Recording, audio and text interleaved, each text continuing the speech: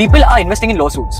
Imagine आपका एक 100 करोड़ का लॉ सूट चल रहा है एंड आपके पास केस लड़ने के लिए बिल्कुल पैसे नहीं है। एक दिन एक इन्वेस्टर आपके पास आके कहता कि केस आप लड़ो, पैसे मैं दूंगा, एंड अगर आप केस जीत जाओगे मुझे सेटलमेंट का एक प्री एग्रीड सेट अमाउंट देना। Sounds crazy right? इसे लिटिगेशन फाइनेंसिंग कहते हैं। Welcome to episode 8 of learning finance from scratch.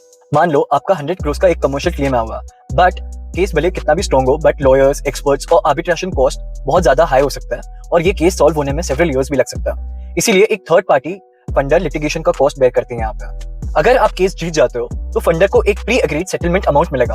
अगर आप केस हार गए तो फंडर का जो इनिशियल कैपिटल है वो भी डिस्ट्रॉय हो जाएगा। तो यहाँ पे जो इन्वेस्टर है ना, वो लीगल क्लेम के आउटकम पर बेट कर रहा है। अब यहाँ नंबर्स काफी इंटरेस्टिंग हो जाते हैं। जितने भी सक्सेसफुल लिटिगेशन केसेस है, funders have reported 50 to 70% IRR on that. But याद रखना, ये कोई गारंटीड रिटर्न नहीं है, ये सिर्फ सक्सेसफुल केसेस का रिपोर्टेड फिगर्स है एंड इसमें सर्वाइवरशिप बायस भी रह सकता है।